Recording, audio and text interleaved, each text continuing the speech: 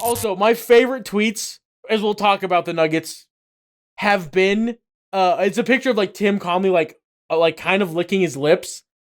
And like people will capture like this freak's probably thinking about rebuilding the Detroit Pistons. Or like Yeah, I saw somebody say that he needs to just like every 2 years change teams and build a team specifically to beat the team he just so then left. the NBA is one giant rock paper scissors of Tim Conley's construction. Yeah. Mm-hmm. But yeah, do you want to jump into yours? Or do you want to? Yeah, I go think it's a good segue Yeah, into the reason why I wanted to make sure we get this recorded. We're recording this right after a Celtics game got over. I don't know if people have caught on to that. Normally we don't record on Celtics games nights, but I wanted to get... Or Nuggets. We try to avoid them. Sometimes we'll do Nuggets ahead of the game. Mm-hmm. But anyway. Yeah, so I didn't want to sit too much longer. I wanted to record, I guess, before Game 3, which is tomorrow night.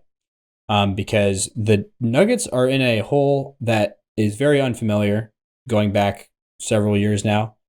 Ever. Yeah. It's kind of wild. It's pretty wild. Like, even like old Nuggets that weren't great, they won at home. It's the fact that like you're like down 2-0 and aren't going back home to like, let's cobble something together. Yep. We're going to Minnesota. And like after I've sat on it for a while, I have a lot more faith in us being able to pull this out, because the more and more I think about it, I think Game 2 was just, a lot of it was pretty fluky. Like, obviously, we probably would have lost that game regardless. Mm-hmm. But I don't think it looks near the way... Like, based off of Game 1, I felt like we were in that the whole time. Like, yes. I mean, we were up with like 7 minutes left, So, I mean, we were in... And that is weird. That was weird to watch, because obviously Ant turned into Michael Jordan, and down the stretch he just killed us. And so it was weird. Normally when we're up with 7 minutes left, that's like Nuggets have sealed the victory already, basically. Yeah. And so seeing that not turn out the way it usually does was, it felt like we were close enough to where just change some things, come back, get a better game out of Jokic, who didn't play great and played even worse in Game 2. He played really flustered, it felt like. And that is a word that I don't think I've ever put on Jokic since like he was solidified as the starter. Like fluky's a good word for it. It didn't feel real almost. I'm like, what am I watching? This doesn't feel normal. Yeah, it felt like Jokic honestly just kind of gave up really early on, I would say. And like in the first half, after Malone threw his fit, and then after the Jamal thing, which we'll talk about in a second. But I felt like Jokic just, when he came back in, he was doing a little bit of, but it's just he was playing so careless, and it just seemed like he really didn't want it all that much, especially in the second half. It's like he made no effort to try to dig into the lead. And that's just not something I'm used to seeing from Nikola Jokic. Is left a very rotten sort of taste in my mouth after that game, but hopefully we are able to bounce back. And I just feel like a really big detail that not a lot of people are talking about is the fact that Gobert wasn't there, and nobody knew that was going to happen until shortly before the game, within like an hour of the game. Something like that. No, it was reported normally. He was listed as questionable the day before because he has to be. The definitive yes or no was not there until like the hour before tip, whenever they have to report it. But he was on the report as questionable for family matter or whatever that family thing is. It wasn't like dropped on him. Really? Yeah, I can double check, but I'm almost positive. I remember reading about it before the day of the game that he might not be there. Oh. Okay. For some reason, I've heard some people talk about the fact that the Nuggets were preparing for Gobert, and then like the Wolves were not, saying that he wasn't going to be there or not until, which, I mean, I don't know. Maybe I didn't know. I guess there was a possibility of him not being there. So I'm not sure if that was reported or not, but you're probably right, I guess, if you did see that the day before. Because I think his kid was born the 3rd, which was the day after Game 1, I think. Oh, really? So his son was not, or I guess I don't know if it was son or daughter, but his child was not born on that day that he was missing the game. I'm trying to find it. Like when it was first written that he will be gone. Yeah.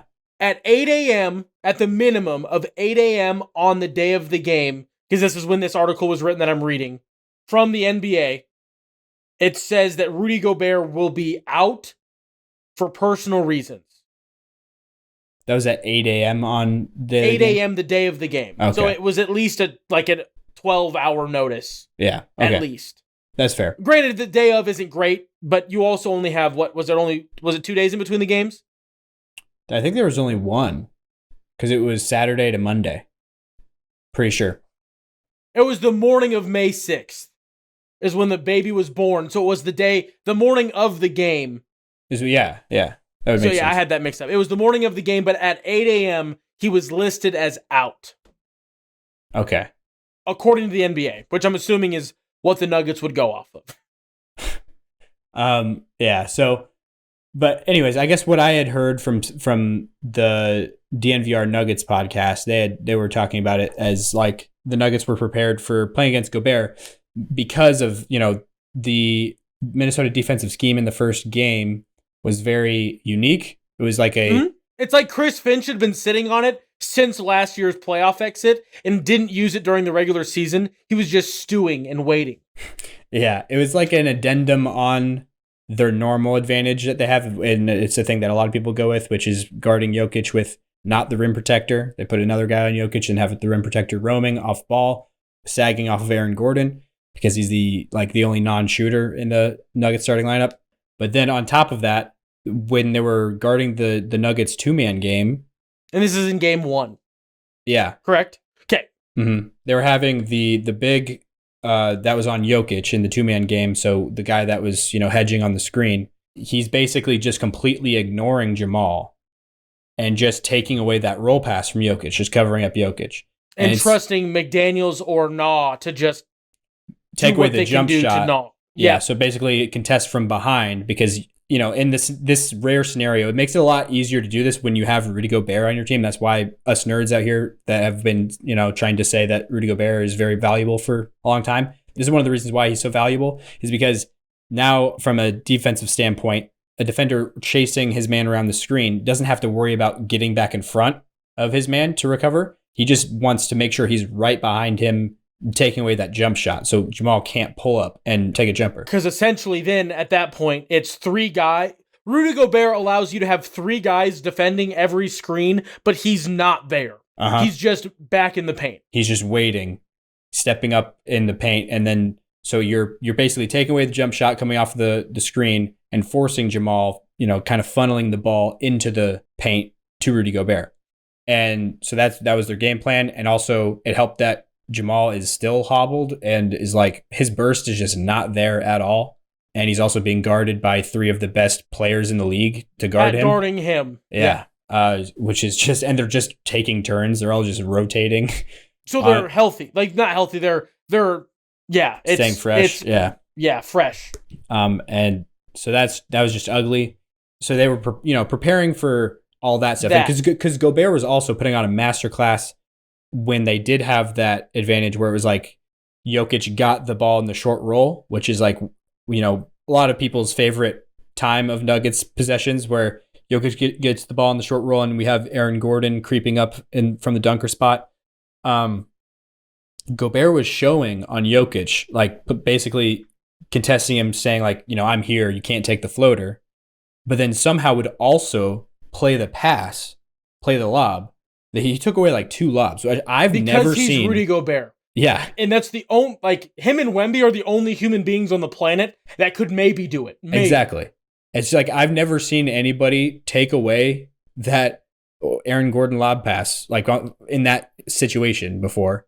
And he did it twice in the same game. It was like, that's crazy. And so I think a lot of their focus had to be, on figuring that out and figuring out how to use Aaron Gordon better on offense in order to, not allow Gobert to keep doing what he was doing. And then they come into that night and it's they're spaced 5 out the whole game. They're playing no non-shooters, the Wolves. So it's a completely different team. And then on top of that, they're playing with an extra fire and competitiveness because they're like, oh, we're without our defensive anchor. We're all just like mad men. We got to lock in. Yeah. Yeah. And they're going crazy. They're like, it was very physical. I'm not saying that like, oh, it was egregious. Like there needed to be fouls and things like that. Thank you. I'm very glad that you have that purview because the clip that all Nuggets fans are circulating being like, look at the flagrantness of all these fouls on this full court coverage on Jamal Murray. I think it's just Jamal like selling contact, which is not bad.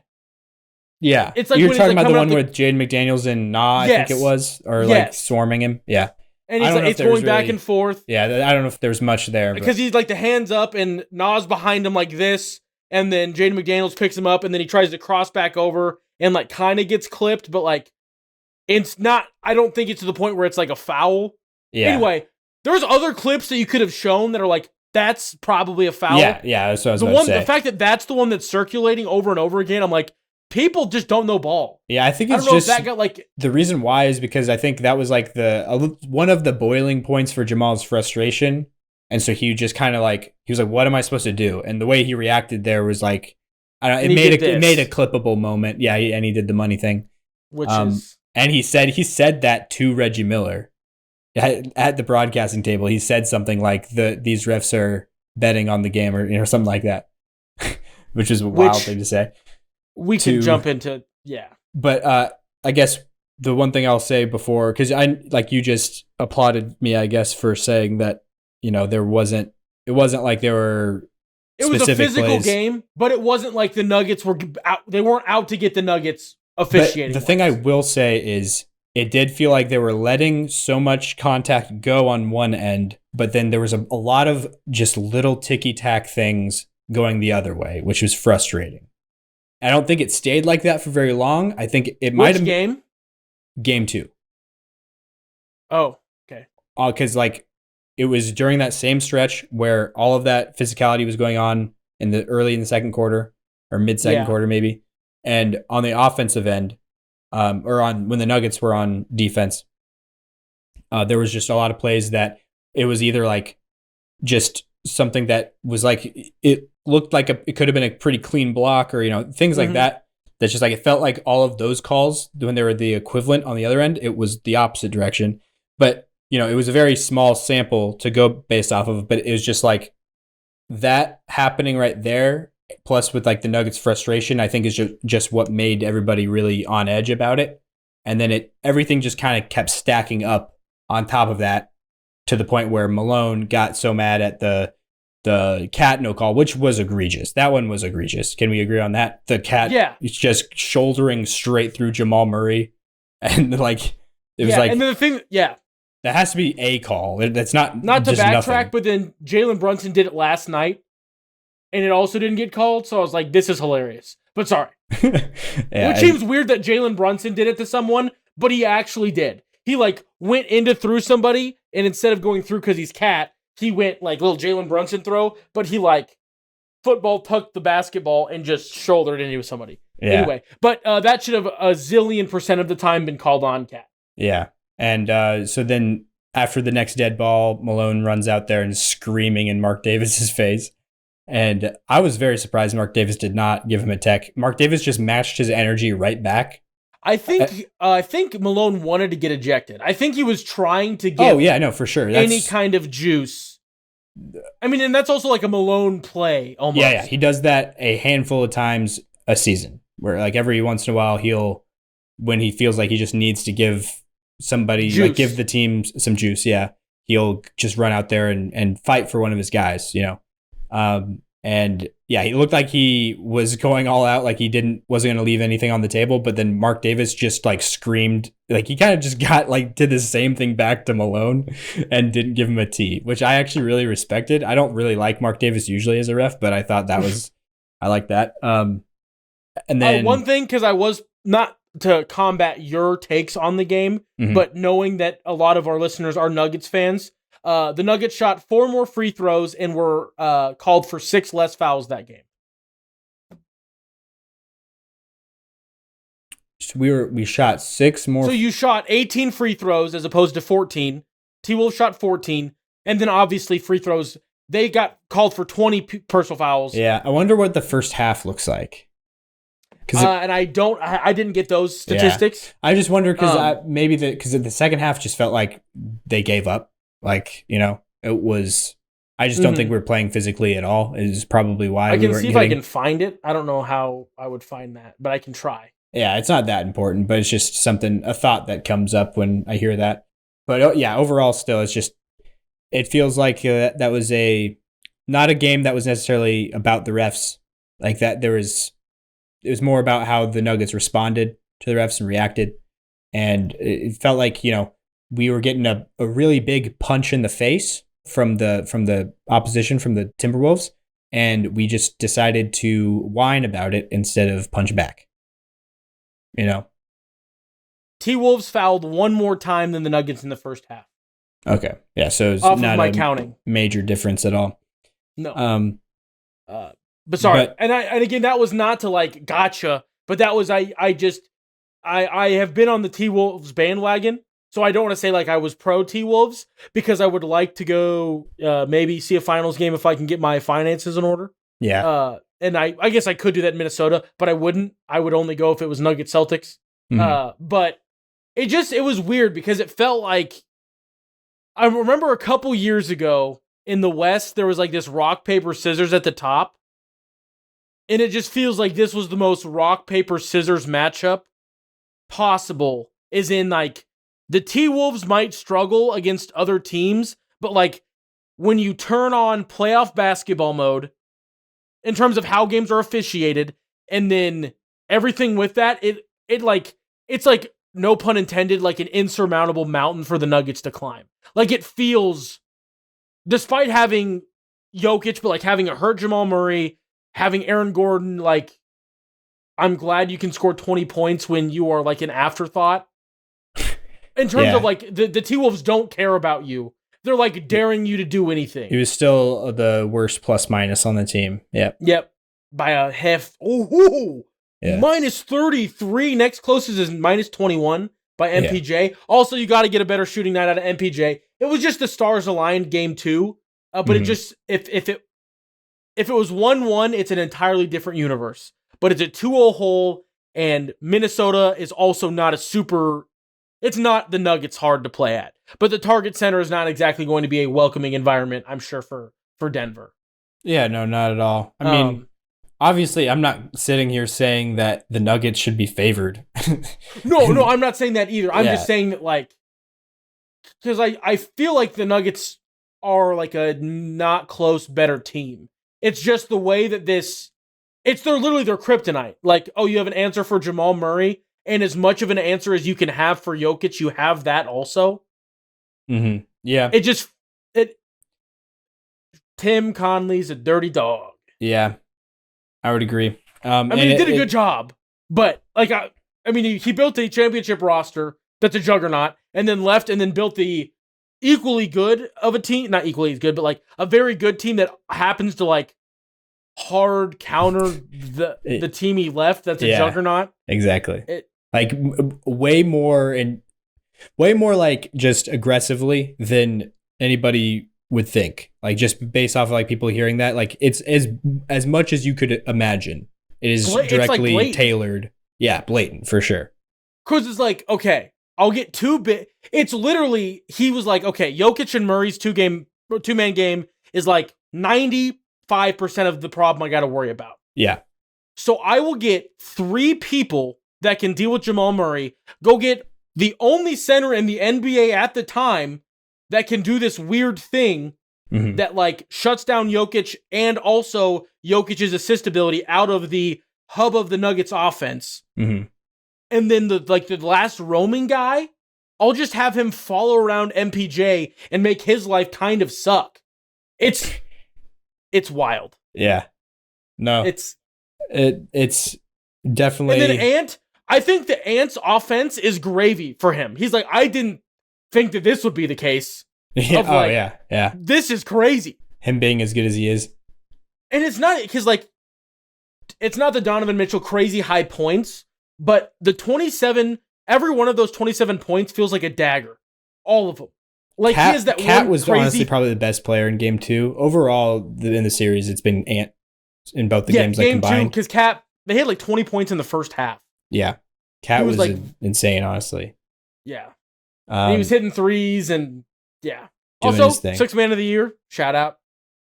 Yeah. Nas Reed. There's a guy that's doing $20 tattoos in Minneapolis that's just the word Nas Reed in Times New Roman. And I was like, that'd be kind of a cool tattoo if I was a tattoo guy. That'd be kind of like if you got like a sleeve and there's just Times New Roman, Nas Reed. Yeah. But the other thing I do want to mention about the Nuggets here while we're still here is the KCP matchup. Like just our guards, the 3 guards on our team. Because I'd say that Christian Braun leans a little bit more wing than guard, but he can count as a guard as well. But the 3 guards as a Christian Braun stan, did you see that he's the only one that had a positive plus minus in game 2? Oh no, I didn't.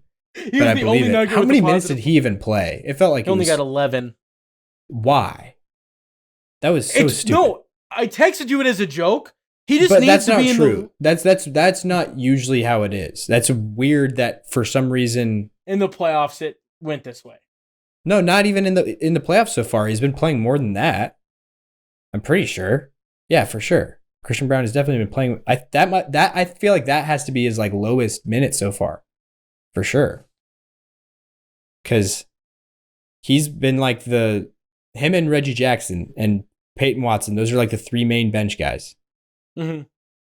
And why you in the like.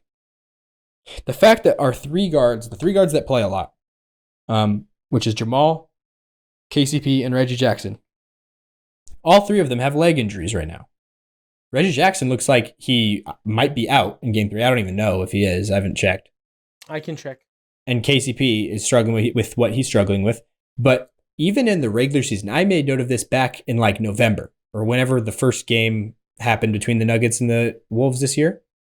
I made note of KCP, yes, is a great backcourt defender. I'd say an all defensive level guard defender, but he cannot guard Anthony Edwards.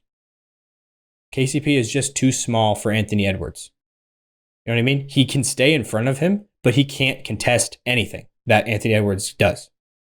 Christian Braun is far and away the better matchup physically and everything for Ant. Like the only thing that is a drop-off from when you switch from KCP to Christian Braun defending Ant is KCP can basically stick to Ant like glue, like no matter how many screens you set on him to try to, spring him off of Ant. Like he can usually just fight through them or navigate them and stay on him.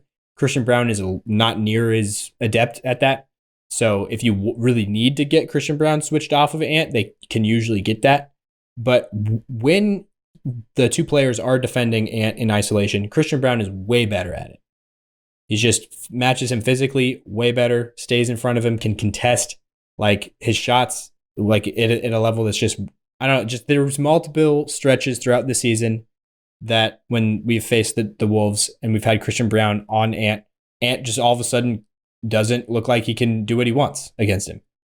So I would even go as far as to say that we should start Christian Braun in this series, to be honest, to start on Anthony Edwards, because, and some pushback that obviously a lot of people would have to that is like, you don't just change the best starting 5 or what has been the best starting 5 in the NBA this season. You don't just change that in the playoffs, but I'd say you do when you're going against literally the team built to exploit that starting 5. Yeah, the structure you have. You have to change things up a little bit. And I think that's the change to make, to be honest, is bringing Christian Braun. Or I wouldn't even mind like not playing Aaron Gordon as much, or making him like in the starting lineup, bringing in Christian Braun and maybe even Justin Holiday. I don't know, to like have actual shooting across all 5 positions. So there's not anybody that Gobert or Romer can sag off of. So, I mean, I don't know. That just feels like I would like to see what that would look like. You know what I mean? Even just a test. Yeah. Even if it's a ope, we had a rough 10 minutes, a rough quarter. Mm-hmm. To We see what it tried looks it, like. and we know it doesn't work. Mhm. Type of approach to it.